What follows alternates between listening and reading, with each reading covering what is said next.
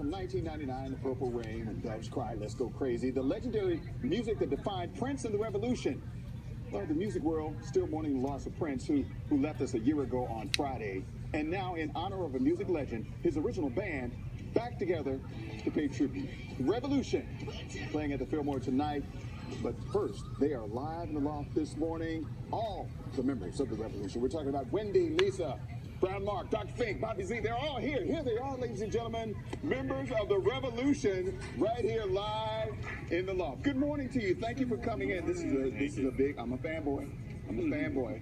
Just saying. All right, so look, let's talk about. He can't come to the show. But I can't come to the show. 700 children. Yeah, well, yeah. And I was here at 3:30 in the morning, yes. And he came. So, yeah, she's gone through all my excuses as to why I can't get out of the house. So, yeah. I understand. Yeah, good to see you. What have you guys been up to? We've been on the road. On the road. Definitely. Doing your thing. Let's talk about, real quick, when you found out that Prince had passed away. Your reaction, and I don't know where you were, but your reaction when you found out that Prince had passed away, because to a lot of us, it was like, what just happened? It came across on the news, people were texting, and it was a shock. Yeah, it was a major shock. We're still reeling from it, and it was just something that we called each other immediately, and we kind of stick to each other is our solution to this kind of profound grief and tremendous loss that the world is feeling, really. And so we're taking one city at a time to help spread a little healing for this unbelievable grief. Right. And when you do. Right. And you're going to play the songs that pretty much put you on the map. I mean, you were already on the map, but then Purple Rain comes out and then it just explodes. Yeah, we're just going to stick to the stuff that we were involved in. And we want to just bring it back to fans to kind of deal with the grief that we're all going through. Right. Yeah. Let's talk about the relationship with Prince. Musical genius, but I've always understood and always read he was tough when it came to putting that music together and working with bands, and he wanted perfection. So let's talk about the relationship that the group had with Prince. And Mark's laughing. He's like, oh yeah, I know all about that. Mark, you talk about it. He was tough. He taught us a work ethic that I don't think I would have gotten. We wouldn't have received that in the best universities. The University of Purple Perfection. Purple Perfection. That's good. But it taught us how to be a tight group. We hadn't seen each other, in almost 20-something years, and we got back together, I think, 2003, and we sound like we had just departed. We sound like exactly like we did yesterday. So that lesson sticks with us. Right. Now, when this whole music scene from Minneapolis came out back in the late 70s, going into the 80s, I mean, we're coming off of disco, and then this whole sound comes out, nothing that we've ever heard before. I mean, how did this come to be? How did that sound happen? Prince, he did something very clever back in the late 70s, and he was able to straddle the punk scene and the funk scene in a way a black artist hadn't done up to that point. So by the time 1999 hit, there were some crossover hits with Little Red Corvette in 1999 that sort of opened the way to this sort of like culmination of his influences.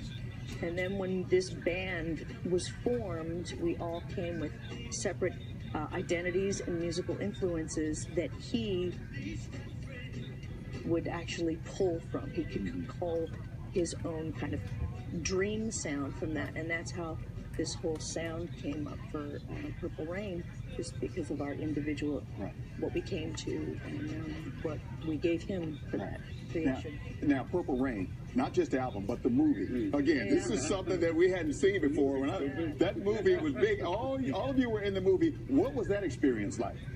Lots of fun. It looked like it was fun. Very cold. It was very cold? Yes. Why so? In Minneapolis. Oh, well, of course. Of course. But it was also just a total dream experience, something that like being musicians, I don't think we really would dream about acting, and I can't wait to sit in the trailer and wait for my scene. How did that come to be, though? Because here we are, we're talking about a music band coming together. Whose idea was Purple Rain? I know about the album, but the movie was his idea, and to get all you in the movie. That was his vision.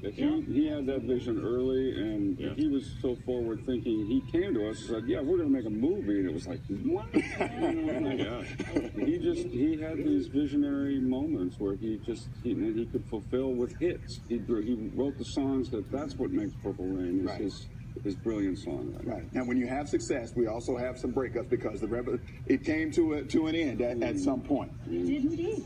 It came to an end. Was there a lot of animosity about that, or was it just, that's just the way it goes? You know, for some of us, you know, there was an ambivalence to it, but when it came right down to distilling the reasons why he wanted to let the band go, it made perfect sense. You know, he was spending all this time with 5 million projects at once. He started giving all of us a little bit more. Just finish it. I'm too busy. I got this. I got that. I think by the time we were done with the Parade tour, and after we had released Around the World in a Day, and there's other records in the vault that are still there, I think it was his way of saying, this comic's just got to go. I'm surprised he shared, as much as he did with us. He started out as a solo artist, uniquely solo. Nobody was more incredible than Prince on all the instruments, making those early albums by himself. 10 years, the glorious, the relationship with a band, and then he probably just needed to return to. We drove him a little crazy. y'all drove him to Let's Go Crazy. Yeah, exactly. Yeah. All right. So look, Doctor, I asked when all you walked in, where are the outfits? You have on the outfit. How in the world did the whole Doctor thing come to be? Well, the band needed health care. Is that what it is? Basically, he needed someone to look after us. That's right. And so I fulfilled that role for many years. I still continue to take the pulse of the band. Right, got you. But no, actually, back in the day, we were on tour, and I just needed to change up. And I had a different outfit, and the headline act was wearing something similar to what I had on.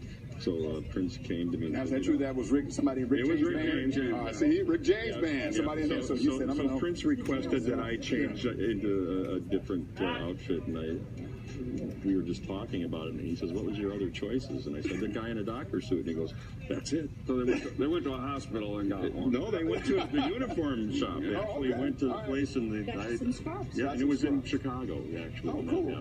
Awesome. Tour. Awesome. Brown Mark. Your real name is Mark Brown. Yeah. How did that come to be? Real quick, 10 seconds. One day at rehearsal, he's a practical joker, and he likes to crack jokes, and one day he just said, "I'm the only brown one in the group." Great. So look, they're going to be at the Fillmore. We're going to put the information back up on the screen so you can see when you can come and see The Revolution. Thursday night, 8 p.m., the Fillmore, Silver Spring. Ladies and gentlemen, I always want to do this like they did in the movie. Ladies and gentlemen, The Revolution. Just like they did in the movie. And look, it's a big honor for me to do this interview. They know I'm a big Prince fan. So I was dreaming when I wrote that intro. So forgive me if it went astray. Look, they didn't like that. Thank you very much for coming in. Thank you. Good to see you.